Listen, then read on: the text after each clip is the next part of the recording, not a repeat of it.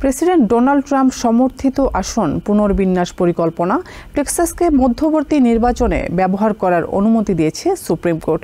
বৃহস্পতিবার সর্বোচ্চ আদালত থেকে এই সংক্রান্ত রায়টি আসে ৬-৩ ব্যবধানে। স্টেট গভর্নর গ্রেগ অ্যাবটের জরুরি আবেদনের পরিপ্রেক্ষিতে নিম্ন আদালতের রায় স্থগিত করেছে সুপ্রিম কোর্ট। রায়ে টেক্সাস অতিরিক্ত ৫টি কংগ্রেশনাল আসনে নির্বাচন করার সুযোগ পাচ্ছে। এর আগে ইউএস ডিস্ট্রিক্ট কোর্ট এটিকে অবৈধ বলে ঘোষণা দিয়েছিল। এদিকে এই রায়কে বিশাল জয় বলে উল্লেখ করেছেন টেক্সাসের অ্যাটর্নি জেনারেল কেন প্যাট্রস। ইউএস অ্যাটর্নি জেনারেল প্যাম বন্ডিও সামাজিক মাধ্যমের বার্তায় উচ্ছ্বাস জানিয়েছেন। তবে হাউস মাইনরিটি লিডার হাকিম জেফ্রিস সহ ডেমোক্রেটরা উদ্বেগ প্রকাশ করেছেন।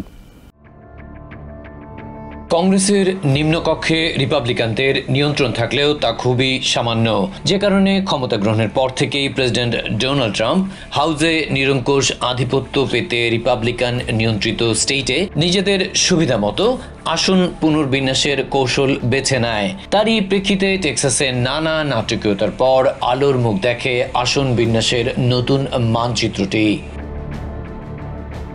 কিন্তু এর বিরুদ্ধে সংখ্যালঘুদের বঞ্চিত করা হয়েছে বলে অভিযোগ উঠলে ইউএস ডিস্ট্রিক্ট কোর্টে মামলা দায়ের করা হয়।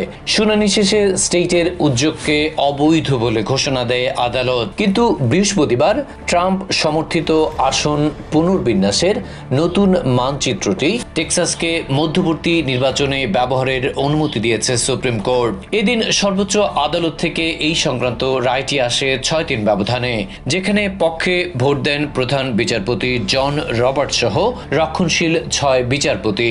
উদারপন্থী ৩ বিচারপতি এর বিপক্ষে অবস্থান নেন।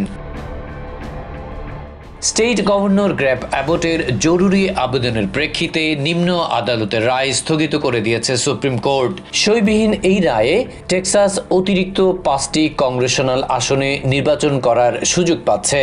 গোটা দেশে এই নিয়ে বিতর্ক থাকলেও ক্যালিফোর্নিয়ার নীল শিবির একই ধরনের পাল্টা পদক্ষেপ নিয়েছে। এদিকে এই রায়কে বিশাল জয় বলে উল্লেখ করেছেন টেক্সাসের এজি কেন প্যাক্সটন। এক বিবৃতিতে তিনি এমন অভিমত দিয়েছেন। ওদিকে অ্যাটর্নি জেনারেল প্যাম বন্ডিও সামাজিক মাধ্যমের বার্তায় উচ্ছ্বাস প্রকাশ করেছেন। তবে হাউস মাইনরিটি লিডার হাকিম জেফ্রিস সহ নীল শিবির থেকে উদ্বেগ প্রকাশ করা হয়েছে এই রায়ের পরিপ্রেক্ষিতে। Adib Mohammad, TVN24 news desk. New York থেকে সম্প্রচারিত TVN24 টেলিভিশন বিশ্বজুড়ে বাঙালির কণ্ঠস্বর।